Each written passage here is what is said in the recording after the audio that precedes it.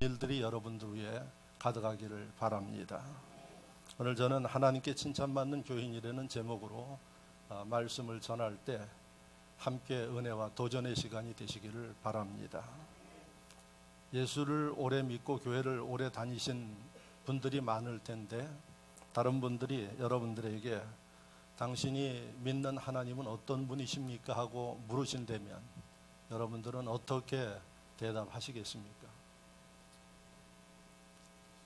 여러분들이 입술 열어서 하지 않아도 마음으로 한번 생각해 보시기 바랍니다. 하나님은 누구십니까? 제게 좀 알려주십시오. 이렇게 이야기를 하면은 어떻게 대답을 하시겠습니까? 중요한 것은 우리가 하나님을 섬기고 있는데 그분이 누군지를 명확하게 모른다 그러면은 여러분들의 신앙생활은 잘못될 수 있다는 얘기입니다. 그런데 의외로 하나님이 누구십니까? 이렇게 물으면 당황하고 아주 분명한 대답을 못하는 분들이 많다는 사실입니다. 저는 두 가지로 생각합니다. 하나는 하나님에 대한 그 성경의 말씀이 너무 많기 때문에 뭐를 이야기해야지 좋을지 몰라서 대답을 못하는 경우가 있을 것입니다.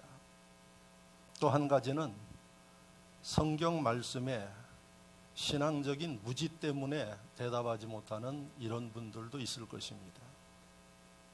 그래서 저는 오늘 여러분들에게 성경을 보면 하나님에 대해서 여러 가지로 말씀을 하고 있어요. 모세가 만난 하나님, 뭐라고 하나님이 일러주셨는가 하니 나는 스스로 있는 자니라 이렇게 말씀하셨어요. 또 창세기 1장 하나님이 천지를 창조하신 하나님을 보면은 하나님은 천지를 창조하신 전능하신 분이십니다. 이렇게 이야기해도 정답입니다.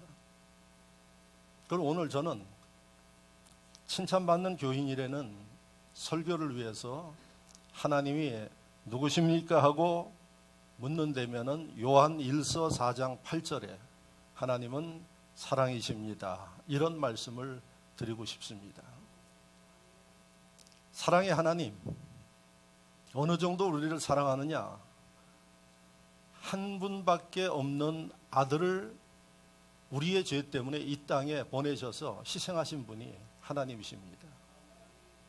그래서 요한일서 4장 8절에 하나님은 사랑이십니다. 이렇게 정의를 하고 있습니다. 그래서 여기에 초점을 맞춘 교회들은 교회 이름을 사랑교회, 사랑의 교회 이렇게 많이 교회 이름을 정하고 있습니다. 진흥교회는 왜 사랑이라는 단어를 안 쓰고 진흥교회입니까?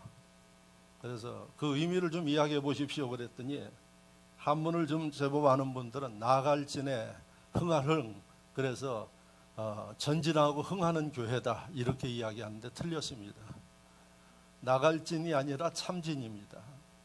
하나님의 진리가 흥하는 교회, 그게 진흥교회입니다. 누가 썼습니까? 세례 요한이 썼어요. 그분은 흥하고 나는 쇠하여야 된다. 그분 예수님을 우리가 진리로 이야기를 합니다. 말씀이 육신이 되어서 이 땅에 오신 분이 예수님이시죠. 그래서 우리 교회 이름을 물어보면 다 틀립니다. 교회 부흥하고 성장하는 이 욕심 때문에 나갈 진을 쓰지 않았는가 그러는데 여러분 그게 중요하지 않습니다. 제대로 믿고 제대로 된 하나님 백성들이 돼야 천국 갈 수 있는 겁니다. 여러분 교회 나온다고 천국까지 못합니다. 교회 나와도 여러분들이 하나님 앞에 구원의 확신이 없으면 절대 천국 가지 못합니다. 그런데 성경을 보면은 교회 나오는 사람들 가운데 알곡과 쭉정이가 있다고 비유로 말씀을 하고 있어요. 2000년 전에 주님이 우리에게 비유로 주신 말씀이에요. 알곡이 뭡니까? 제대로 예수를 믿는 사람이에요. 구원의 확신이 있는 사람이에요. 쭉정이는 뭡니까? 교회는 나오고 알곡하고 함께 섞여 있기는 한데 보면 알아요. 농사 지으신 분들 알죠? 전 농사를 안 지어봤는데 이 성전 터전에 텃밭이 있고 나무들을 키우다 보니까 이제 보면은 구별이 되어져요. 나무도 실한 나무, 약한 나무들 다 알게 됩니다. 이 축정이 알곡과 함께 교회에 나오지만은 나중에 버려져야 됩니다. 왜? 가짜기 때문에. 여러분, 이 비유를 우리에게 왜 예수님이 주셨을까요? 현실입니다. 현실. 그런데 많은 신앙인들이 축정인지 모르고 신앙생활하는 사람들이 있다는 거죠. 주님이 만약에 그들을 보면은 누구를 칭찬할까요? 알곡을 칭찬하겠죠. 그런 주님의 비유에 의해서 보면은 왜 오늘 하나님이 강 목사를 통해서 이런 설교를 하게 할까요? 축정이들이 있을 수 있기 때문에. 또 2부에 나오신 분들은 다 알곡인데 앞으로 절대 축정이 돼서는 안 된다는 얘기입니다. 그래서 주님의 칭찬받고 신앙생활 해야지 책망받고 기쁨도 잃어버리고 눈치 보면서 신앙생활하는 쭉정이 같은 신앙생활 해서는 안 된다는 말씀으로 여러분들에게 오늘 이 말씀을 주심을 깨닫기를 바랍니다. 칭찬받으면서 신앙생활 하십시오. 신앙생활, 이건 여러분 기쁨입니다. 그런데 쭉정이들은 신앙생활이 어떤 고하니 부담돼요. 신앙생활은 절대 여러분들 부담 느껴서 하는 거 아닙니다. 죄를 사해 주신 예수님의 그 은혜, 이건 주일학교 아이들도 알아요. 돈으로도 안 돼요. 지식으로도 안 돼요. 아멘도 안 하시네. 명예로도 안 돼요. 맞아요? 맞으면 아멘. 이 주일학교도 알아요. 그러니까 세상 어떤 것으로도 여러분들 구원 받지 못한다는 얘기예요. 예수 그리스도로만 구원받는데 이 구원을 받은 사람이 저와 여러분들이에요. 할렐루야. 그러니 여러분, 세상에서 조그만 선물을 하나 받아도 마음이 기쁘고 설레이는데 세상에서 얻을 수 없는 그것을 받은 심령들의 모임이 오늘 예배예요. 그러니까 이 예배는 뭐가 돼야 되겠습니까? 축제입니다. 축제. 예? 아마 다른 분들이 저희 교회 와서 처음 만나서 반가워하면 이게 잘 안 맞는 분들이 계실 거예요. 왜? 한국 교회는 예배가 전통적인 예배가 장로교 예배가 주로 돼가지고 거룩하고 엄숙하고 조용하다고 거룩한 거 아니에요. 조용한데 5만 가지 죄가 있는데 그게 거룩해요? 이 위선입니다. 이건. 우리가 구원받았으면 구원받은 기쁨을 표현해야 돼. 네? 여러분, 좋은 일이 생기면은 담아두고 있습니까? 자랑하고 싶어. 자랑하고. 자식들이 잘 되면 어떤 사람은 자식 의사 된 자식이 있는데 그 의사 된 거로 그렇게 자랑하더라고. 요즘에 의사들 옛날 같지 않고 많이 이제 값이 떨어졌어. 한 20년 전만 해도 제가 신학 공부하고 막 초기에 목회하고 그랬을 때 목사들 신랑감 선호도가 1위였어요. 근데 지금은 어떻게 돼? 똥값이 돼가지고 목사는 서열에도 끼지도 못하네. 그런데 여러분, 이 예수 그리스도를 믿어서 죄사함을 받은 사람, 세상에 어떤 것으로도 얻을 수 없고 그 다음에 누구도 도와줄 수 없는 이 은총을 받은 사람들의 신앙생활하는 모습을 보면은 초상집 같아. 그 한국교회가 그동안 5,000년 반만년 역사 동안에 죄가 많아서 그런지 날마다 예배 드리면 울고불고 해요. 네? 여러분, 우리가 죄사함 받고 하나님의 백성 되어서 그때부터는 죄 덜 짓잖아요. 그러면 어떻게 해야 되겠어요? 마음껏 기뻐서 찬양하고 그래야지 되는데 찬양도 어서 뭐 그냥 날마다 축 처지는 거 부르지는 않는가? 그 다음에 헌금하는데도 뭐 죄를 지었는지 주먹에 꽉 쥐어가지고 이렇게 헌금하고, 겸손하게 하려고 그러는 건지 인색하게 하려고 그러는지 그렇게 해요. 제가 여러분 신학대학원 교수 아닙니까? 그래서 미국에 가서 미국 교회들을 연구해 보면은 여러분 미국 그 신학자들이 저희한테 질문하는 게 어떻게 한국 교회는 날마다 울고불고 그러는지 자기는 이해를 잘 못하겠대. 그래서 제가 봐도 그래요. 죄사함 받았으면 그 다음부터 죄 지어요, 안 지어요? 안 지어요. 물론 우리가 약하기 때문에 죄를 안 질 수는 없죠. 그런데 믿는 구석이 있는 거예요. 우리가 주님, 제가 열심히 사는데 잘못했습니다, 용서해 주십시오. 그러면 알았다 하고 용서해 주시는 거예요. 그래서 우리는 그런 믿는 구석도 있고 기쁨 가운데 사는데 왜 그렇게 외국인 그 교수들이 하는 얘기예요. 순복음 교회 빼놓고는 왜 그렇게 예배 드리는지 모르겠대요. 그래서 여러분 그들은 예배 드리는 모습을 보면은 진짜 기쁘게 예배 드려요. 그리고 헌금도 어떻게 하느냐? 헌금도 우리 이 바구니 안 보이게 이렇게 했는데 저도 그냥 이 바구니를 확 바꾸버리고 싶었는데 그래도 또 그것 때문에 또 시험 들 사람이 있을까봐 바구니 깊게 만들어 놨어. 예? 이게 마음 놓고 헌금하셔도 돼요. 외국은 접시 같은 거예요. 널 따라가지고 헌금을 절대로 주먹 주고 이렇게 안 넣어요. 구겨진 돈 이렇게 펴가지고 헌금 내죠. 내가 1달러를 내든 10달러를 내든 100달러를 내든 내가 하나님 앞에 믿음의 분량대로 기쁨으로 드린 데는 의미로 쫙 펴서 내요. 제가 아마 20몇 년 전에 미국 교회 가가지고 헌금하는데 그거 보고 저도 좀 놀랐어요. 예?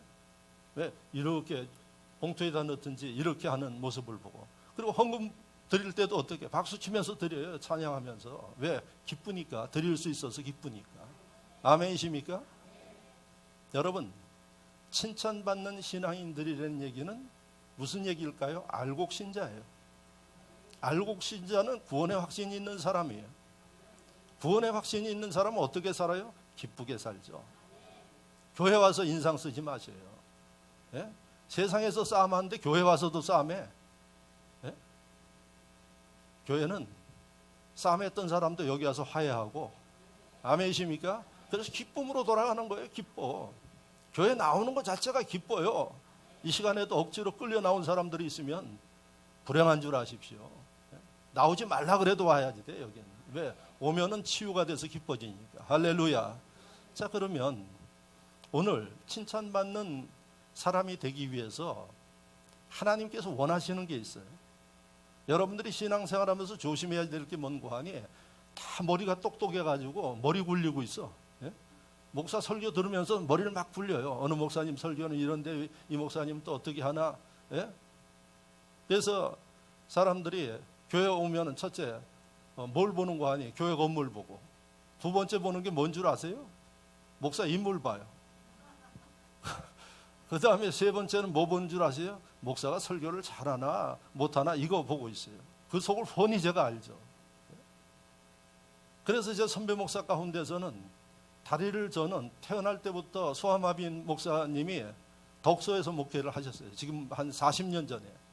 지금 이제 은퇴를 하셨는데. 그런데 성령이 충만해가지고 하나님이 은사를 주어서 교회가 크게 부흥됐어요. 그러니까 하나님은 뭘 보시는 거예요? 외모 봐요? 중심을 보는 거예요, 중심을. 그런데 저는 인물 안 보고 결혼합니다. 그래 인물 다 보고 인물이 저기 하면 다 퇴짜 놓고 그래요. 그런데 그 목사님이 신방을 가는데 어느 날 교인들이 뒤에 떨어져서 보통 신방 가면 옆에서 주거니 받거니 하고 하는데 어느 날 이렇게 보니까 교인들이 뒤따라오더래요. 왜 그러는가 그랬더니 자기가 이렇게 생각하니까 목사님 다리 절면서 가니까 조금 자기 아는 사람들한테 저기 했는지 옆에 오던 사람들이 뒤따라오더래요. 그래가지고 목사가 시험에 들었대. 내 이 교인들을 믿고 목회를 해야지 되는가. 예? 참 진흥교회는 다행이에요. 다리 안 절어서 다행이고. 예? 얼굴이 좀 새까매서 그렇지 다른 거는 괜찮잖아요. 그 목회자가 저희한테 이야기한 내용이에요. 성도들한테 이야기했겠어요. 그런데 하나님이 쓰시니까 훌륭하게 목회하고 은퇴하셨어요. 그 교회 덕소에서 큰 교회입니다. 여러분, 하나님께서 칭찬하는 신앙인들이 돼야지 교회까지 와서 하나님이 책망하는 사람이 되어야 되겠느냐 하는 얘기예요. 네? 여기 다 위로받으러 왔고 죄인들이 와서 의인 되어지는 변화의 장소인데, 그러면 우리가 어떻게 해야 되느냐? 제가 앞서 이야기한 대로 여러분들 생각대로 하지 말라는 얘기예요. 신앙생활은 하나님이 말씀하시는 대로 하셔야지 돼. 믿으면 아멘. 아멘. 내 생각에는 그러지 마세요. 성경에 보니까 이렇게 말씀하셔서 저는 이렇게 합니다 하고 이야기를 해야지. 내 생각하니까 여러분들이 신앙이 안 자라는 거예요. 그래서 하나님이 칭찬하는 사람이 누구냐? 제 생각에는, 강 목사 생각에는 이렇습니다 하면 잘못된 거예요. 성경을 통해서 성경에 보니까 하나님께서 칭찬하는 사람, 알곡된 사람의 모습은 이렇습니다 하고 여러분들에게 제시를 해야지 돼요. 제가 오늘 제시할 테니까 잘 듣고, 여러분 칭찬받는, 하나님께 칭찬받으면 그 사람은 어디 가든지 사람들한테 칭찬받습니다. 할렐루야. 이런 인물들 되시기를 축원합니다.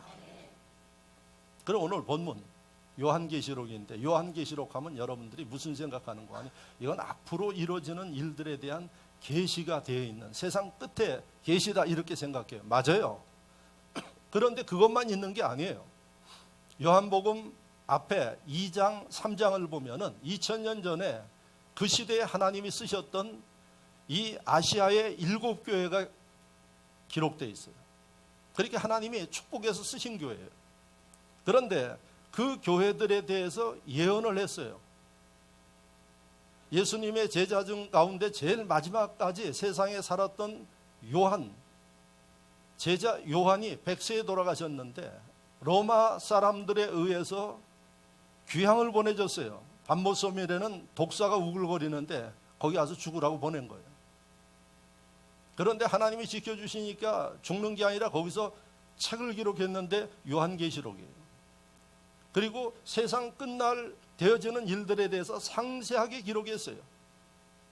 바로 그 당시에 하나님 앞에 쓰임받았던 7교회, 왕성한 교회예요. 7교회에 대한 하나님의 생각을 기록해 놨어요. 그 중에 한 교회, 여러분들이 읽은 라오디게아 교회예요. 라오디게아 이 교회를 통해서 오늘 칭찬받는 신앙인이 되는 그 비법을, 우리가 준비해야 할 내용이 뭔지를 말씀을 드리려고 합니다. 그런데 라오디게아 교회를 비롯해서 7교회가 있는데 여러분들이 2장 3장을 읽어보시면, 오늘 집에 가셔서 꼭 읽어보세요. 어떤 교회는 칭찬만 받은 교회가 있어요. 어떤 교회는 칭찬도 받고 책망도 받았어요. 그런데 어떤 교회는 칭찬은커녕 책망만 받았어요. 그 교회가 라오디게아 교회예요. 그런데 목사님 왜 칭찬받는 교회 가지고 해야지 책망받은 교회를 가지고 합니까?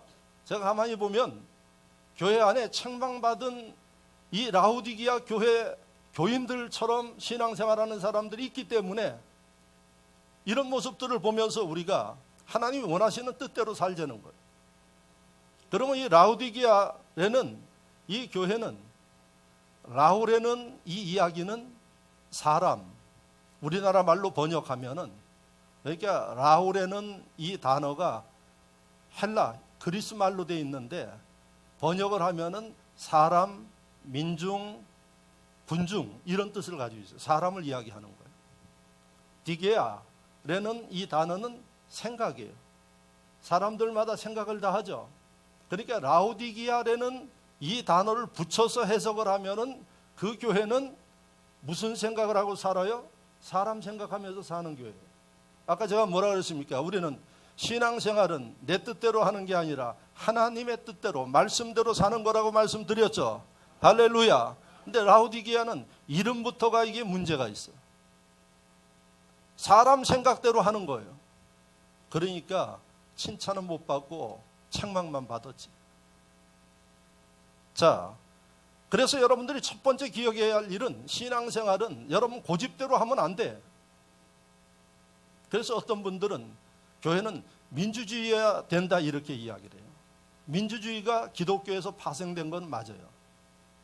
인권을 존중하고 생명을 존중하고 많은 사람들의 의사를 존중하고, 그런데 한 가지 모르는 게 있어요. 교회는 민주주의면서 신본주의예요. 누가 주인이에요? 하나님이 주인이에요. 하나님이 가라사대 하면은 여러분 하나님 말씀대로 해야지 돼요. 그래서 여러분들이 이런 것들을 신앙생활하면서 기본적으로 아셔야지 되는데 모르는 게 너무 많아요, 제가 볼 때. 자, 그러면 라오디게아 교회 하나님의 뜻대로 하나님 말씀대로 해야지 되는데 사람의 뜻대로, 이 사람의 뜻대로, 저 사람의 뜻대로 이렇게 했어요. 그러니까 하나님이 책망하신 거예요. 뭐라고 책망했나? 두 가지로 책망했어요. 그래서 여러분들 오늘 읽은 말씀을 보시면 16절, 15절, 16절을 한번 보겠습니다. 제가 읽을 테니까 보십시오. 내가 내 행위를 아노니 내가 차지도 아니하고 뜨겁지도 아니하도다. 내가 차든지 뜨겁든지 하기를 원하노라. 내가 이같이 미지근하여 뜨겁지도 아니하고 차지도 아니하니 내 입에서 너를 토하여 버리리라. 하나님의 책명한 게 뭔가 하니 뜨겁게 열정적으로 신앙생활 해야지 되는데 왜? 구원 받았으니까, 값없이 받았으니까, 세상 누구도 줄 수 없는 것을 받았으니까 어떻게 감격스럽게 신앙생활을 해야 된다는 얘기예요. 할렐루야. 그런데 어떻게 신앙생활해요? 차가운 것도 아니고 뜨거운 것도 아니고 미지근하게 신앙생활 한다는 거예요. 왜 미지근하게 신앙생활해요? 한쪽은 교회, 한쪽은 세상, 양다리 걸쳐가지고 신앙생활 하는 거죠. 하나님이 기뻐하지 않는 거예요. 여러분들 가운데 없기를 주의 이름으로 축원합니다. 이렇게 하나님 말씀 있는 대로 전하면 또 아주 지성 있는 사람들은 뭐라 그러는 거 하니 광신자가 되지 않기 위해서 그렇게 한다 그래요. 예? 여러분, 하나님이 여러분 광신자 되도록 뜨겁게 하려는 거 아니에요. 성경 다른 말씀들을 보면은 하나님은 좌로나 우로나 치우치지 말라고 이야기를 하고 있어요. 여기서 미지근하다는 이야기는 뭔고 하니 신앙생활 할 거면 뜨겁게 하고 또 세상 가서 생활할 거면 뜨겁게 하라는 얘기예요. 신앙생활도 세상생활도 어정쩡하게 이렇게 하는 거예요. 이건 여러분 좌로나 우로나 치우치지 않는 거하고 다르다는 얘기예요. 뭐를 하든지 집중해서 열정을 가지고 세상 나가서도 믿는 사람 머리 대고 위에 있게 하신 하나님의 영광을 위해서 하라는 얘기입니다. 그러니까 이 교회는 인간적인 생각하고 머리만 굴릴 줄 알았지 인간의 수단을 사용할 줄 알았지 하나님 뜻하고는 전혀 상관이 없는 거예요. 그게 첫 번째 문제예요. 책망받은 거예요. 그래서 여러분들이 이 말씀을 보면서 사랑받는 심령이 되기 위해서 하셔야 할 일은 뭔고 하니 열정을 가져야지. 여러분, 믿지 않는 사람과 여러분들이 세상에서 생활하면 믿는 사람들이 훨씬 열정을 가지고 움직여야지 돼요. 그래야 하나님이 축복하시고 그래야 여러분 세상에 사랑받는 데는 사실입니다. 자, 두 번째는 뭘 가지고 하나님이 말씀하셨는가? 17절 말씀을 보면 내가 말하기를 나는 부자라 부유하여 부족한 것이 없다 하나 내 곤고한 것과 가련한 것과 가난한 것과 눈먼 것과 벌거벗은 것을 알지 못하는도다 이렇게 말씀하고 있어요. 벌거벗었대요. 벌거벗었어. 그런데 이 벌거벗은 모습을 본인들은 모르는 거예요. 이 얘기가 어떤 말씀입니까? 여러분, 라오디게아 교회는 부자들이 많이 있었어요. 왜 그러는 거 하니 이 라오디게아라는 이 도시가 지금 터키에 있어요. 터키 지역인데 양을 키워서 모직 산업이 발달이 됐어요. 그러니까 여러분 사업가들도 있고 일거리가 많고 그 다음에 라오디게아 교회는 그 라오디게아에서 나오는 하나의 이 안약을 만드는 원료가 이 지역에서 나와요. 그러니까 이 지역에 어떤 학교가 있는 거 아니 지금으로 이야기하면 약학대학이 있었던 거예요. 그 당시에 그래서 이 산업도 발전돼 있죠. 의학적인 것도 발전돼 있죠. 그러니까 이 도시가 부가 있었던 거예요. 이게 왜 차갑든지 뜨겁든지 하는 거 아니? 돈이 있고 배부르니까 열정이 없는 거예요. 왜? 그렇지 않아도 먹고 사니까. 지금 대한민국을 보면은 아마 한 50년 전만 해도 배고픈 시절이 있었는데 배가 부르니까 어떻게 하는 거 하니? 미적지근하게 신앙생활 하는 사람들 많아요. 배가 나와서 그런지 엎드려서 기도도 못하고, 예? 그 다음에 기도만 하면 줘라. 예? 이게 좀 저는 설교 준비하면서 좀 비슷한 것 같다 이런 생각을 해요. 그러니까 이 사람들이 그렇게 신앙생활을 하니까 어떻게 보이는 게 없어요.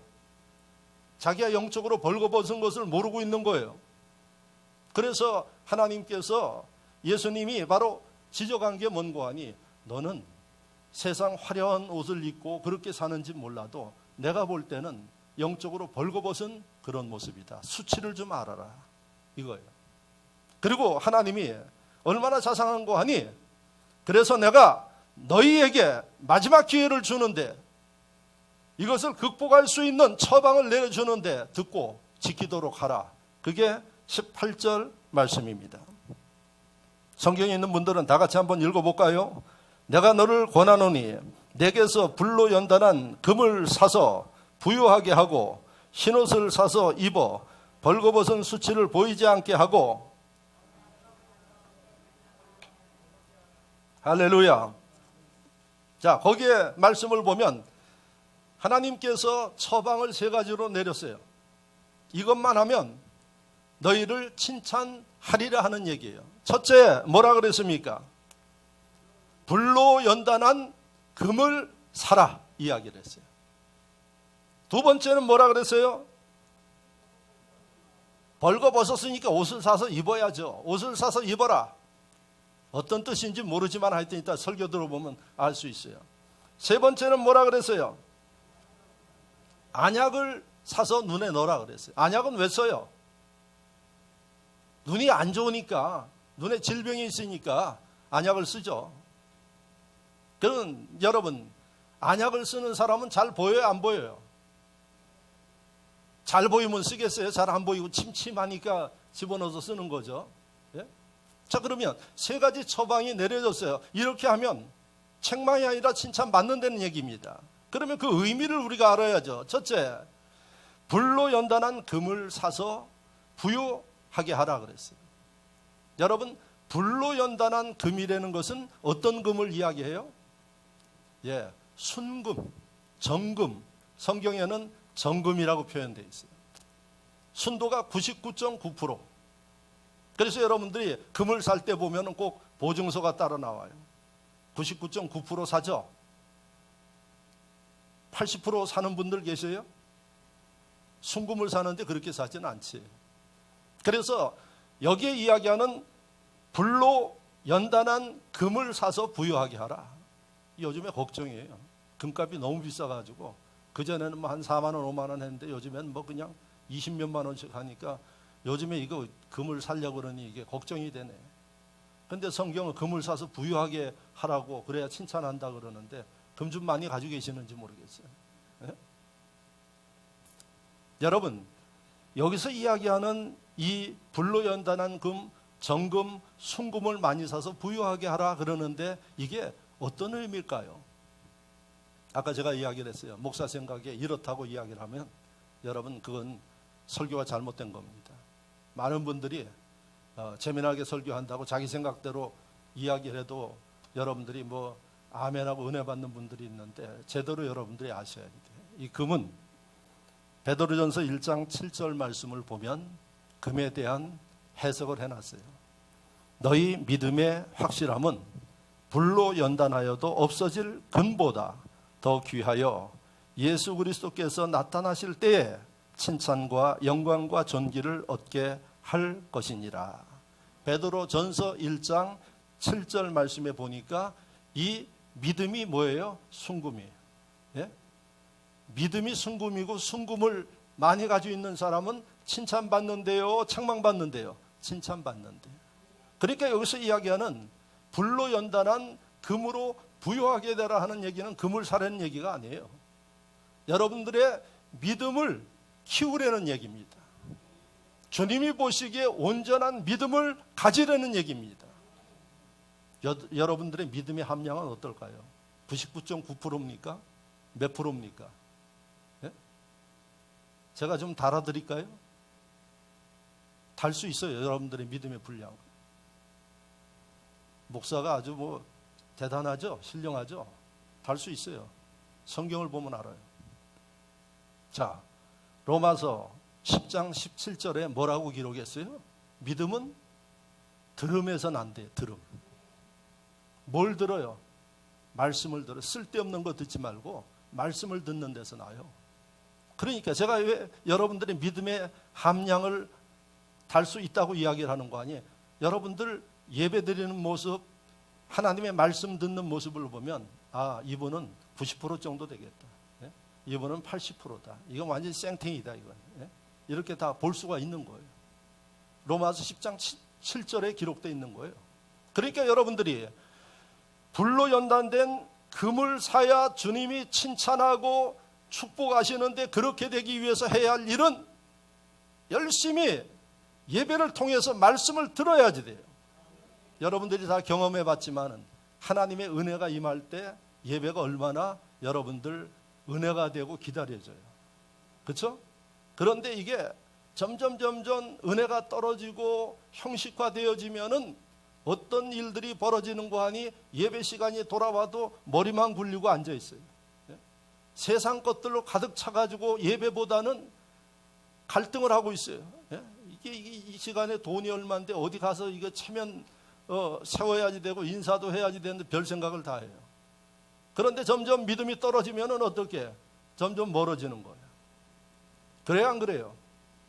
그러니까 여러분들이 이런 순금과 같은 믿음을 살려면은 하나님의 말씀을 사모하는 마음이 있어야 된다는 거예요. 그러면 지혜로운 사람은 어떻게 할까요? 점점 하나님의 말씀이 내게 멀어지는 것 같아요. 예배 드리는 게 참 귀찮아지는 것 같아요. 부담스러워지는 것 같아요. 지혜로운 사람, 사는 사람은 그때 자기를 절제하는 겁니다. 할렐루야. 이래서는 안 돼. 네? 누가 다스리는 게 아니라 여러분들이 자기를 절제해야지 돼요. 그래서 어떻게? 결단하고 하나님 앞에 예배드리는 일들의 열심을 가지고 하나님의 말씀이 선포되는 일들에 사모하는 마음으로 임하고. 제가 청년 때니까 70년대 아닙니까? 그때 한국 교회는 다른 교회에서 부흥회 하면요 다른 동네에서 다 갔어요. 왜? 말씀을 사모해가지고 하나님 말씀 듣느라고. 그런 풍토였어요. 근데 이게 돈 벌고 잘 살기 시작하니까 그 다음부터는 내 교회 부흥회 하는데도 안 나와. 여러분들 가운데서 자기 교회 부흥회 하는데 안 나오는 분들 회개하셔야지 돼. 이게 순금이 아니에요. 그건 하나님이 칭찬할 수 없는 일이에요. 그래서 기억하십시오. 하나님의 말씀을 들어야 바로 여러분들의 믿음의 순도가 높아진다. 순도가 높아질 때 하나님이 축복하신다. 할렐루야. 이것에서 벗어나는 일들을 하면 주의 종이 이야기해서 하는 게 아니라 스스로가 자기를 알아야지 돼요. 그런데 여러분 이 상태가 되어지면 주의 종이 아무리 이야기해도 못 알아들어요. 그래서 어떨 때는 목회자가 놓고 기도하다가 하나님께서 감동하면 제가 권면을 해요. 저녁 예배 승리하십시오. 그리고 어거지로 새벽 예배도 참여하게끔 그렇게 맡깁니다. 왜 그렇게 하겠어요? 아마 믿음 없는 사람들이 볼 땐 부차나 죽겠어요. 목사가 왜 그렇게 하는지 모르겠어요. 저도 하기 싫어요. 그렇게. 왜? 인격적인 사람이에요. 그런데 하나님께서 여러분 원하시고 하나님께서 명하시니까 하는 일이에요. 자, 믿음을 가지십시오. 할렐루야. 하나님이 여러분들 외모 보고 칭찬하는 거 아니에요. 뭐 돈 많은 거 보고 칭찬하는 거 아니에요. 믿음이 있으면 능치 못할 일이 없어요. 할렐루야. 두 번째, 옷을 사서 입으라 그랬어요. 옷이 뭘까요? 그것도 흰옷을 사서 입으래요. 여러분 대한민국이 백이민족이에요. 흰 색깔을 좋아하고 흰 옷을 입었어요. 그래서 백이민족이 자랑스럽게 이야기를 했는데 제가 볼 땐 자랑할 것도 없어요. 왜? 염색술이 있었어. 뭐가 있었어요? 예? 다른 거 뭐 울긋불긋하고 만들어 입으려고 그래도 겨우 이 단색으로 만들어 입었지 기술이 없어서 못 입었던 거예요. 그런데 하나님께서 흰색 옷을 입어라 하는 얘기는 성결한 것을 이야기하는 거예요. 그러니까 여러분들이 세상에 살지만 하나님 백성들이 믿지 않는 사람과 다르게 성결하게 살아내는 거예요. 좀 구별되게 살아내는 얘기예요. 그런데 거기만 들어가면 그 사람이 그 사람이다. 예? 누가 믿는 사람인지 모르겠어. 그러니까 책망받아요. 그래서 이 거룩한 옷을 사서 입으라 그랬어요. 옷이 뭐겠습니까, 여러분? 여러분 성경에 이 옷을 보면은 베드로전서 1장 15절에서 16절 말씀에 보면 옷이 무엇인지를 이야기를 하고 있어요. 오직 너희를 부르신 거룩한 이처럼 너희도 모든 행실에 거룩한 자가 되라 이렇게 이야기해요. 거룩한 자가 되라 뭐가요? 행실이. 그러니까 두 번째 흰옷을 사서 입어라. 라오디게아 교회의 문제가 뭐냐? 너희는 행실이 거룩하지 못한 거예요. 왜 행실이 거룩하지 못해요? 하나님이 잘 먹고 잘 살도록 축복했는데 그거 가지고 하나님 보시기에 합당치 않는 일들을 하는 거예요. 그래서 이 시대에 이 말씀을 듣는 성도들마다 기억해야 할 일이 뭔고 하니 내 행실이 하나님께서 원하시는 성령이 함께 하시는 거룩한 사람 성령의 9가지 열매를 맺고 있느냐? 그걸 여러분들이 끊임없이 물어야 된다는 얘기입니다. 그런데 세상살이가 바쁘고 세상이 좋아서 움직이다가 행실을 바르게 하지 못해서 나중에 어떻게 돼요? 후회하죠. 제가 지난 금요일 날 지난 주간에 읽은 책을 이야기했어요. 미국의 호스피스 케어, 그러니까 임종 말기에 있는 사람들을 그 고통을 주면서 주님 안에서 임종하게 하는 호스피스 케어, 우리나라 대형 병원에도 다 있습니다. 진통제로도 그 나중에는 고통이 안 돼요. 왜? 이미 다 면역성이 생겨가지고. 그래서 호스피스 케어 하는 사람들이 기도해주고 마음의 평강을 주고 이렇게 하는데 그들이 마지막에 죽을 때 남기는 이야기들을 이분이 다 기록했어요. 그래서 수년 동안 몇백 명이 죽으면서 남긴 그걸 갖다 나중에 분석을 해서 책으로 만들었어요. 그게 미국에서 100만 부가 팔렸대요. 자기가 한 얘기가 아니고 죽어가는 사람들 이야기 기록해서. 그래서 사람이 죽기 전에 후회하는 것 5가지. 이거예요. 뭘까요? 뭐 후회할까요? 왜 그렇게 미국에서 100만 부씩이나 이게 팔렸겠어요? 자기 일이니까. 그래서 나중에 여러분들 인터넷에 책 사서 읽어보시고요. 한 가지만 이야기할게요. 제가. 다 이야기하면 그것도 안 볼 테니까. 한 가지가 뭔고 하니요. 여러분 자기가 하는 일에 열심히 하지 못한 걸 후회한대요. 예? 그때 열심히 했을 거예요. 부모가 돈 주고 먹여주고 할 때 공부 열심히 했을 걸. 지금도 이게 후회하시죠? 그런데 그 후에 3살 버릇이 80까지 가는 거예요. 내가 그때 그 세상 일들 할 때 좀 열심히 할 걸. 왜 그렇게 살았는가? 죽을 때 후회한다. 여러분 오늘 잘 오셨어요. 죽기 전에 후회 안 하실 테니까 이제. 할렐루야. 그러니까 여기 행실이 뭡니까? 하나님께서 말씀하시는 원하시는 구별된 삶이에요. 우리가 육을 가지고 있기 때문에 완전할 수가 없어요. 그러나 하나님이 보시기에 믿지 않는 사람들과는 다르야지. 처세도 다르고 말하는 것도 다르고 살아가는 모습도 다르고 이것을 사서 입으라 그랬어요. 그러니까 사서 입는 건 누가 하는 거예요? 하나님이 안 입혀줘요. 자기가 사서 입어야 돼. 자기가 스스로 절제하고 관리해서 여러분들의 행실을 하나님이 보시기에 거룩하게. 할렐루야. 이게 칭찬받는 비결이래요. 칭찬은 무엇으로 이어져요? 축복으로 이어져요. 간단합니다, 여러분. 예수 믿고 팔자 고치는 것도 간단해요. 그런데 문제는 믿지 않기 때문에, 행하지 않기 때문에 문제예요. 자, 마지막으로 뭐라 그랬습니까? 안약을 사서 눈에 넣으라고 이야기를 합니다. 그러니까 안약이 이게 뭘까요? 이게 안약이 성경에서 도대체 안약이 뭐예요? 보지 못하는 눈을 보게 하는 게 성경에서 안약이에요. 예수를 믿으면 영적 세계를 하나님의 은혜 가운데 볼 수 있어야 된다는 얘기예요. 보여요, 안 보여요? 보입니까, 안 보입니까? 주의 사자 우리와 함께 하는 거 보여요, 안 보여요? 저도 안 보여요. 그런데 어떻게? 믿음으로 보는 거예요, 믿음으로. 그러면 안 보이니까 안약을 넣어야죠. 이것도 성경에 또 다 해석을 해놨어요. 열왕기하 6장 말씀을 가서 읽어보시면, 이것도 오늘 집에 가서 읽어보시면, 누가 나오는 거 안에 엘리사 선지자가 나와요. 이스라엘과 늘 티격태격하는 아람이라는 나라가 이스라엘보다 군사력이 강해. 그러니까 군사력이 강하니까 심자랑하는 거예요. 날마다 이스라엘을 괴롭히는 거예요. 그러니까 이스라엘 왕은 아람 군대가 쳐들어올 때마다 자기가 나와서 싸움해야지, 엘리사에게 와서 선지자여 어떻게 해야지 될까요? 이야기를 해요. 그러면 이 선지자는 군사 전략가도 아닌데 거긴 가면 안 되고 이쪽 가서 기다리고 있다가 치십시오 하면 백발백중이에요. 할렐루야. 아니 엘리사가 군사 전략가는 아니잖아요. 근데 어떻게 그렇게 잘 알아요? 그러니까 아람 군대가 비상이 걸렸어요. 아니 우리가 가기만 하면 거기서 기다렸다가 우리를 죽이니 이게 도대체 싸움이 안 되는 거예요.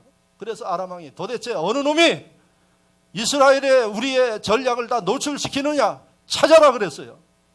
그랬더니 한 신하가 여기에 배신자가 있는 게 아니라 이스라엘의 엘리사라는 선지자가 왕 침실에서 이야기하는 것도 다 듣고 있습니다.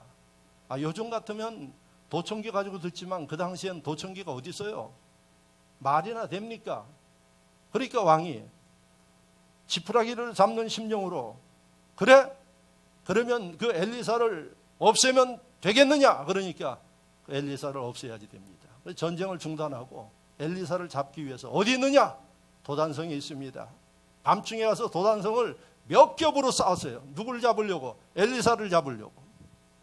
그래서 동이 트는데 엘리사의 선지자의 사환 종이 성 밖에 보니까 간밤에 아람 군대가 성을 몇 겹으로 쌓아가지고 지금 준비를 하고 있는 거예요. 그러니까 이 사환이 놀랬겠죠. 그러니까 성경을 가서 읽어보시면 사환이 그냥 선지자여 이러지도 않고 선지자여 이거 어떻게 합니까 하고 엘리사에게 쫓아왔어요. 근데 엘리사가 다 알고 있었어. 예? 다 알고 엘리사가 야 호들갑 떨지 말고 기다려봐라 그러고 기도를 했어요. 그게 6장 17절인데 여호와여 원컨대 저의 눈을 열어서 보게 하옵소서. 간단합니다. 예? 기도하기 어렵다는 분들 여러분 읽어보셔요. 열왕기하 6장 17절에 엘리사의 기도예요. 여호와여 원컨대 저의 눈을 열어 보게 하옵소서. 그랬더니 조금 아까까지 눈에 뭐만 보였어요? 아람 군대만 보였어요. 그런데 이 기도 다음에 눈이 확 떠졌어요. 보니까 하늘의 천군 천사가 그 성에 함께 하는데 숫자로 보니까 아람 군대보다 더 많아. 이게 제 얘기가 아니라 성경에 기록되어 있어요. 그러니까 이 사환이 어떻게 됐겠어요? 조금 아까까지만 해도 벌벌 떨던 사람이 큰 소리 치고 돌아다녀. 예? 왜? 믿는 구석이 있으니까. 왜? 보이니까. 여러분들이 안 보이니까 불안한 거예요. 믿음 생활 한다면서도 안 보이니까 여러분들이 걱정하고 있는 거예요. 그때 어떻게 하셔야 되겠어요? 눈에 안약을 넣어야지. 여호와 이 엘리사처럼 하나님의 역사를 보게 하옵소서. 예? 안약이 뭐예요? 기도예요, 기도. 그런데 문제는 요즘에 기도들을 많이 안 한다는 얘기예요. 그러니까 눈이 침침한 거예요. 예? 여러분 눈이 침침해가지고 제대로 갈 데를 못 가. 눈이 확 떠서 내가 가야 할 데가 어딘지, 무엇을 해야 할지를 알면 신나는 겁니다. 엘리사가 사안 기도하고 나서 또 그 아람 사람들을 위해서 기도했어요. 왜? 싸움이 벌어져가지고 죽으면 안 되니까 이렇게 기도했어요. 하나님, 원컨대 저희 무리의 눈을 어둡게 하옵소서. 6장 17절이에요. 간단합니다. 눈을 좀 어둡게 해 주옵소서. 그랬더니 아람 군대, 수많은 군대 눈이 다 닫혔어요.